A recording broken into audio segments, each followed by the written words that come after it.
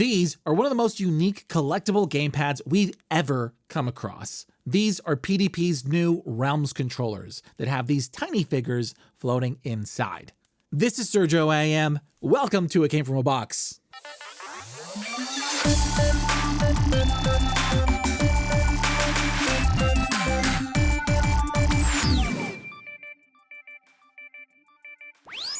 In here, we have 3 of PDP's REALMz controllers that have these awesome multi-layer designs with a floating figure on the left grip.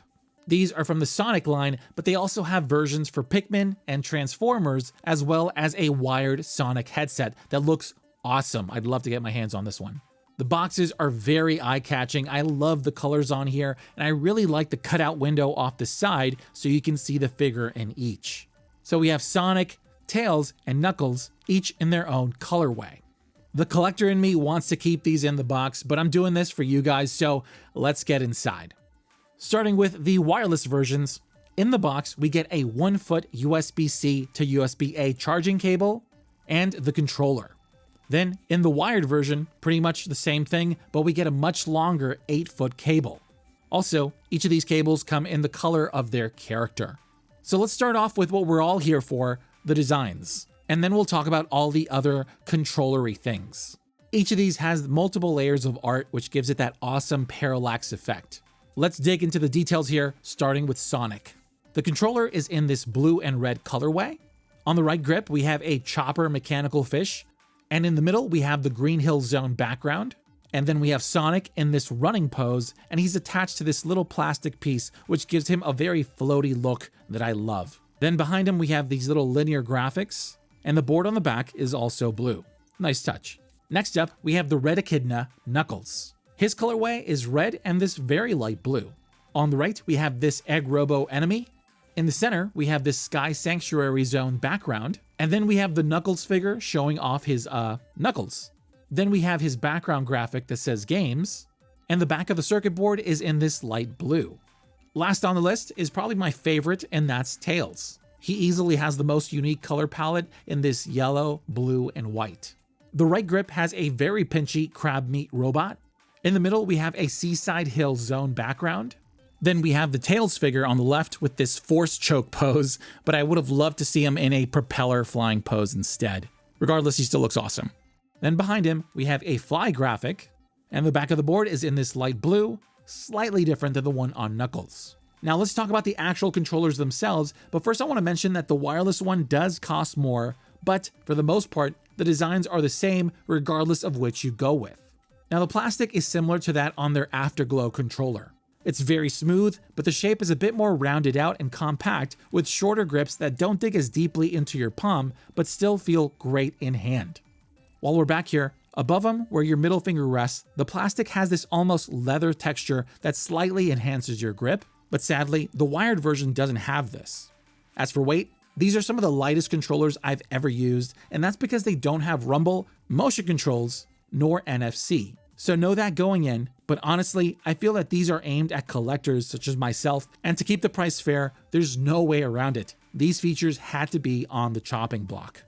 Moving on, the quality of the buttons is great and everything feels good. All our menu buttons are out of the way and very clicky. The shoulder buttons work well, and the triangular triggers have a subtle curve with, I'd say, a medium travel distance. The face buttons are a good size with a matte texture, and the actuation feels good with a short travel distance. The D-pad is firm with a good amount of resistance, and the curvature on it along with the pivot helps make it easy to travel around in use.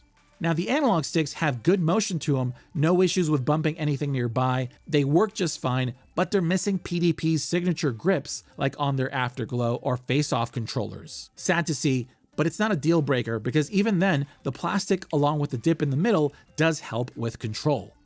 Overall, as a gamepad, build quality is top-notch and they feel great. Next on the list, both versions also have LED lights on the function and home buttons, and the main ones are on the back that float out the sides and spotlight the tiny figures, but I would have loved to see some on the front to showcase those graphics, and RGB would have been the cherry on top.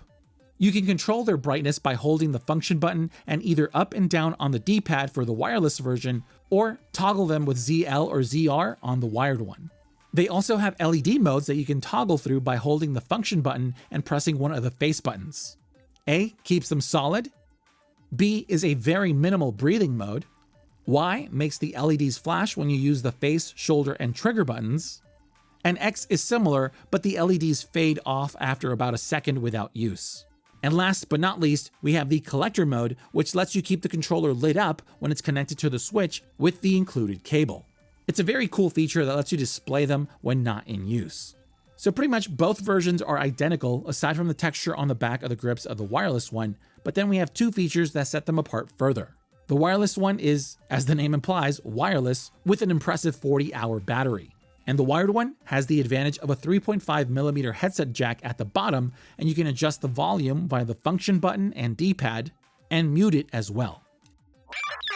So, as gamepads, I'd place these at mid-tier. Build quality is very solid, everything works well, but they lack those pro controller features. Like I said, I think that's because these are meant for collectors who want something they can display even past the life of the Switch, which is very soon.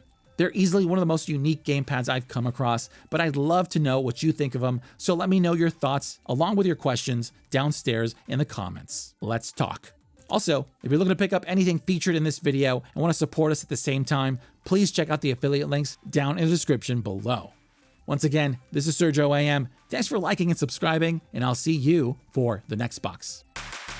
Thank you so much for watching. If you like this video and want to help us out, you can do so by clicking that thumbs up button. And while you're at it, why not subscribe for more content? It's free.